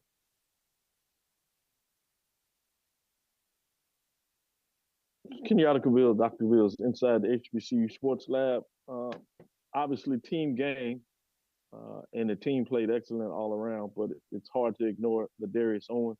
We talked about it, but if you would, again, just talk about his stellar play in this game, but not only in this game, all season long, 211 yards rushing in terms of what he was able to get done, a big, long rush that sealed it for sure in terms of 60-yard play that also set a record for Texas Southern University. Talk about this young man in terms of his talent, but also what we found out what he's able to do in terms of who he is off the field. Yeah, he's an extremely talented young player who's been around since my first recruiting class.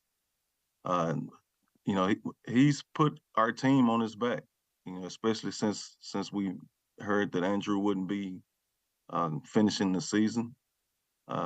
He decided, that he was going to put the team on his back and ridden him all year. But he's just a great person. He's extremely coachable, does everything that the coaches ask of him to do, wants to do more. And he's just been an asset to the program. And I hope we can find a guy to replace him. Wish him, success at the next level. But we're going to miss him around here when he's no longer a TSU, playing for the TSU Tigers. With that being said, obviously time to turn the page. You got the Golden Lions come up. But talk about them in terms of their team and what you want to see Jace Wilson as he seems to be putting things together as you learn him. He learns Texas Southern in terms of the offensive things that you want to do in this last matchup. He was 17 of 20, 288, 1 touchdown. It seemed really to control the tempo of the game, particularly in that first half before the rain started falling. Talk about his ability. You want to see him in this last matchup. We're about to go against a really good Pine Bluff team. They're extremely talented on both sides of the ball. It's not going to be an easy matchup for us. They're going to be hungry for a win. We're hungry for a win. Just looking forward to the competition of it. But Jace has been tremendous all season. He started slow. And again, you alluded to it. It was a matter of him learning what's expected of him, learning the playbook, and getting comfortable with what we're asking him to do. And then it's the coaching staff figuring out what he does best, and what he does best was different than what Andrew did best.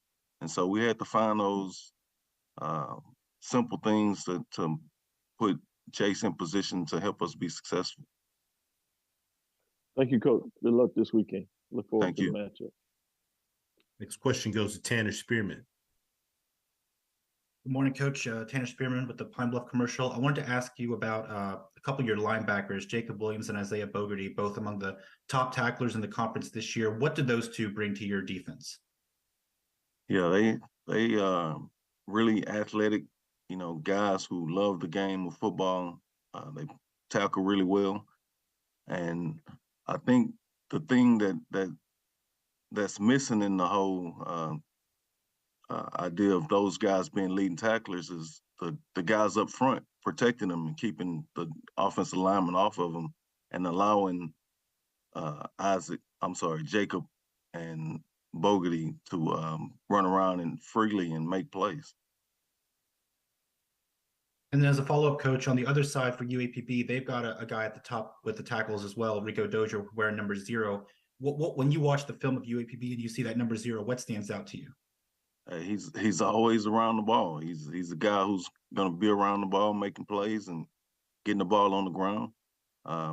We know we got to have someone, harassing him, blocking him, and trying to keep him away. But he always finds the ball. He's always around it, and we just got to assign a guy to him, and hopefully we can keep some of those tackles that he's accustomed to having down. Thank you, Coach. Thank you.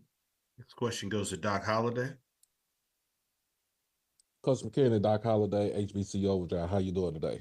Good. How's it going, Doc?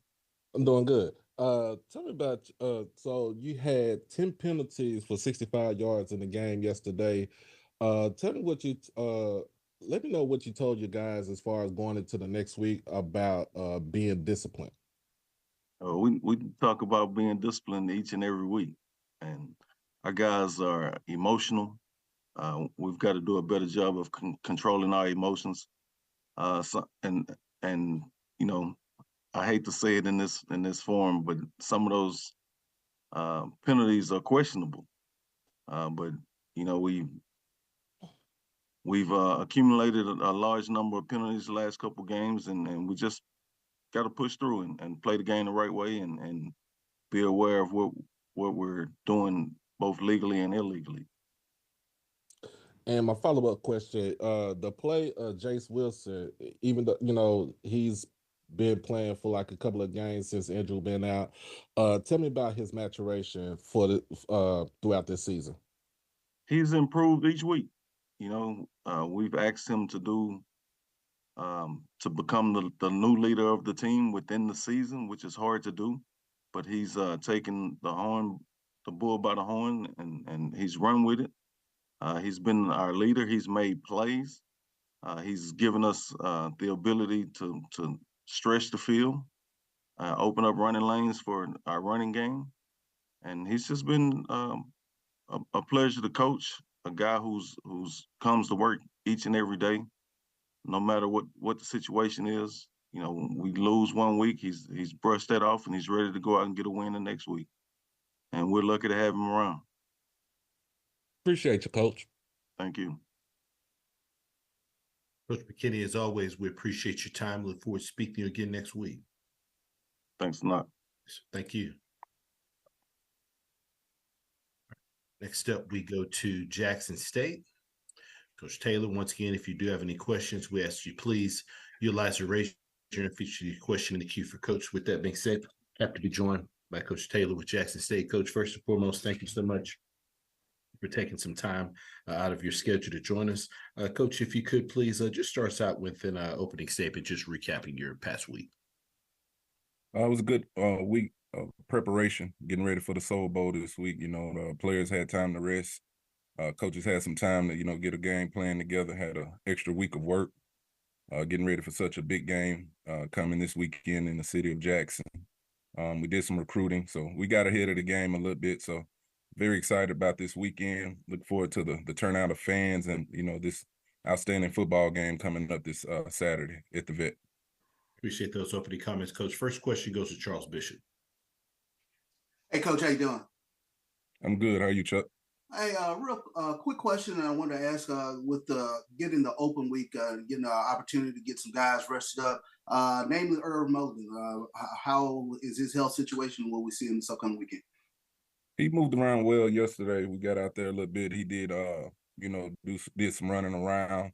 It's just him making those cuts that we're used to seeing him do in the football game. He still has some tenderness to that ankle, but he's upright. He did do some straightforward running, looked pretty explosive. So we'll get these next 2-3 days to get him back on his feet, and hopefully we can have him ready to go this weekend. I'll follow up with that. Although he's been injured, you've been kind of running back by committee, but how much does his presence at least open up maybe other facets of your offensive attack? I mean, Irv is a phenomenal player. He's a great football player, great running back. He's a big piece to what we want to do offensively. Offensively, we talked about that coming into the season, that we want to run the football, get downhill, and he's done that all year. We've been able to ride him in some games.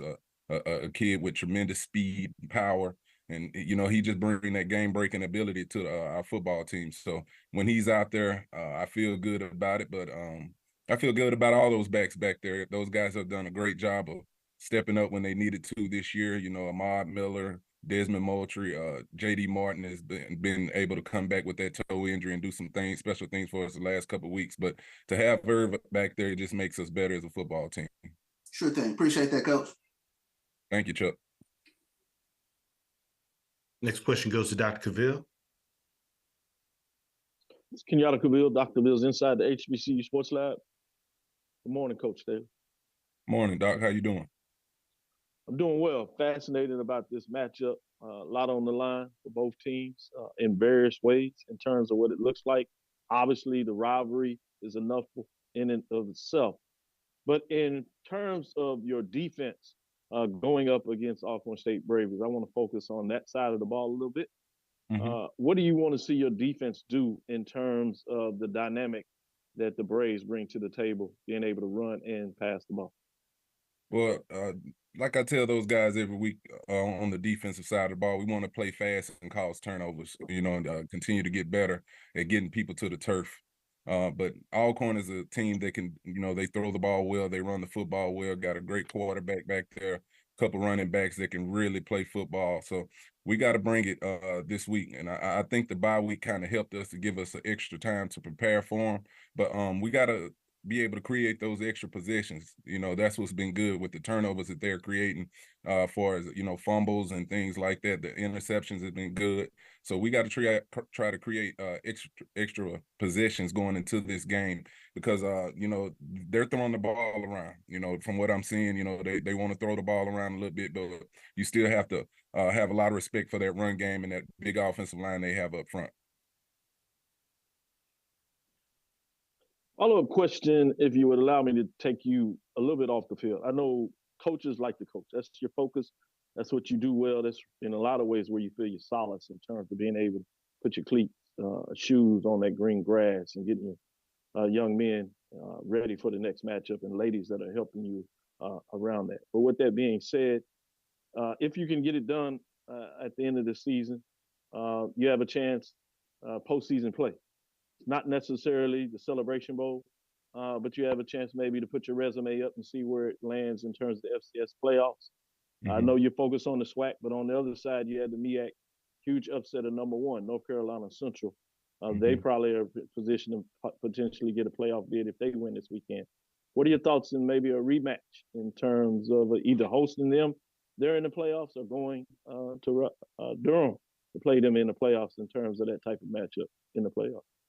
Yeah, I think that'd be a great deal. 2 premier HBCU programs getting the opportunity to, run it back in a playoff type atmosphere. A team that I got a lot of respect for. Coach Trey Oliver has done a great job over there with that program.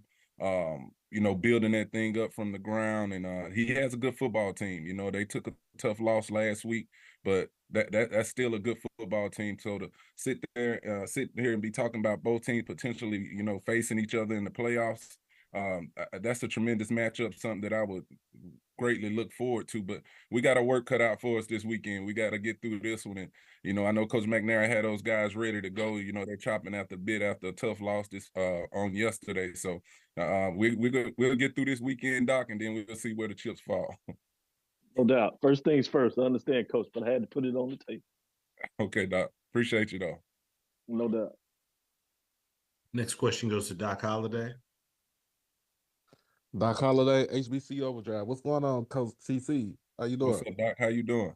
Man, I'm doing good. It is Alcorn week, and we all know, as you being a former player and as being an alum, what this week means for the university.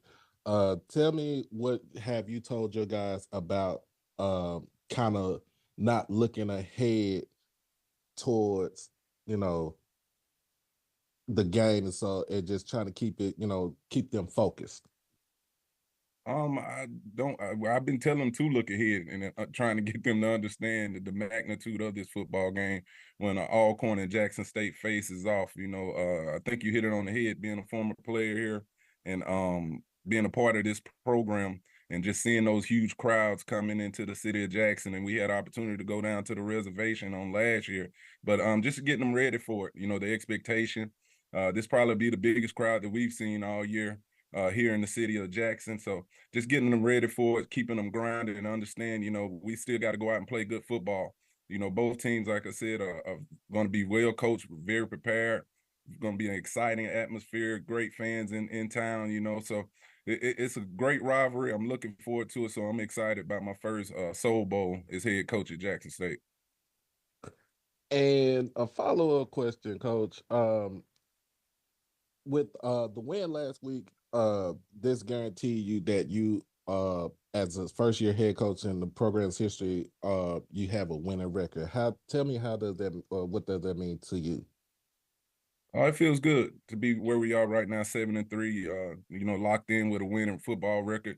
It helps with recruiting. You really start looking forward to the future here at Jackson State, and just know that I'm doing things right myself and my staff and the people around me. And we got something great to build on here. We got a lot of good players returning next year as well. That's bought into what we're doing here, the culture we're building, and they're excited about the future here at Jackson State. Appreciate you, Coach. I appreciate you, Doc. Take care. Got time for maybe one more question for Coach Taylor with Jackson State.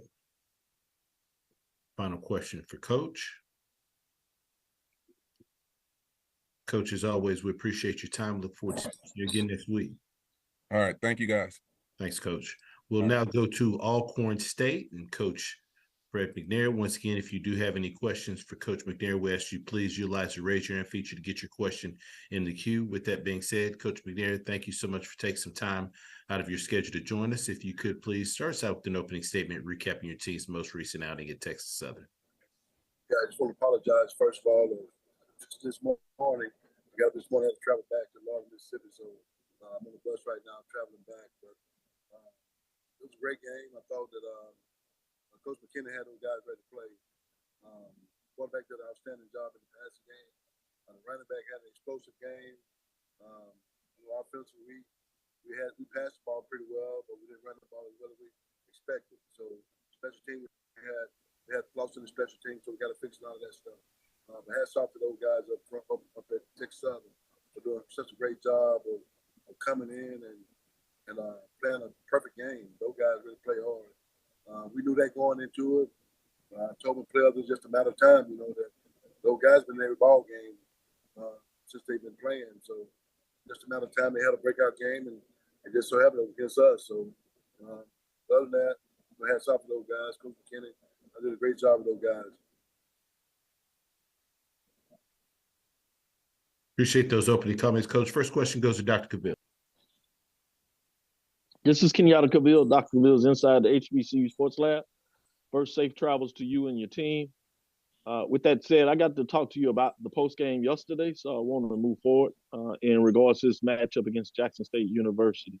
What are some of the challenges you see in terms of Jackson State from a defensive perspective? Well, first of all, they got a pretty good team. I think Coach Taylor has done a great job since he came in as head coach, and which I expected him to. He's a real good coach. He's been trying for a while to get that position there. I'm glad he got it, and he's doing a great job with the Jackson State Tigers. So I think the biggest challenge is we just got to go in and execute offensively. To offset the things they're going to do on the defense side of it. They got a good front seven. They're real good putting pressure on the quarterback. So we just got to make sure that we dot our I's across our T's and form our offense. Certainly. One follow-up question will be, again, about this particular matchup, but it goes to the control that was in your hands in terms of this past matchup against Texas Southern. Obviously, with the loss, it takes some of it out of your hands in regards to that. Is that more something that we look at in terms of the media, or do you have to talk to your players about it, or does it help that this is a rivalry game and it really doesn't matter what's going to get done in this game in terms of players being ready to play. He's going to be there. I just think it's the next game. It's just going to be Jackson State. So in terms of talking to the players about it, they understand that the magnitude of this ball game. They understand what we got to do. We just got to go in and win. I mean, we can't be concerned about anything else or any other team. You know, we got to win a ball game. Can't let that one loss turn into two. So we got to be ready to play all phases of the game. They're gonna bring it with them. We know that it's a big rivalry, big soul bowl they call it. So we got to be ready to play. No doubt. Thanks, Coach McNair. Next question goes to Perry Daniels. Coach, talk about the uniqueness of playing on a Sunday. How did that affect your team? It really didn't affect the team. It affects us traveling and trying to get ready for another ball game. Fortunately, we had to travel back today. We lose a day of practice. Tuesday, Wednesday, Thursday. We throw 3 days, but we lose a day of practice in our preparation. So that may affect us a little bit in terms of getting back and trying to get a game plan together for Tuesday morning practice. So, but coaches up to the challenge. We done it before. Other than playing on Sunday, it's just another game, just a different day. So guy was up to the challenge, but I don't think that had any effect on how the game turned out. I thought the Texas Southern did a great job of coming in and executing all 3 phases of the game. And Coach, this Texas Southern team, they've been really close against FAM. They were really close against Southern, and they seem to be able to put things together to come out on top against your team. Talk about that program and the team that you competed against Sunday. I competed against a real good football team. They played fast, they played tough, they were very, very physical. I thought they like I said, they've been close in all the ball games they played. They put it all together against us and had a real good game against us. So it's one of the things that we got to look at, go back and look at the film and see what we can correct and get ready for a good Jackson State football team. Thank you, Coach. Good luck. Currently taking questions for Coach McNair with Alcorn State. Final questions for Coach. Coach, as always, we appreciate your time, safe travels, and we look forward to speaking to you again next week. Thank you, Drew. Appreciate you, man. Thank you. Yes, sir. This concludes our SWAC Football Head Coaches Media Session for Monday, November 13th. We do thank all of our media participants. We hope you have a great rest of your day. Thank you. Thank you.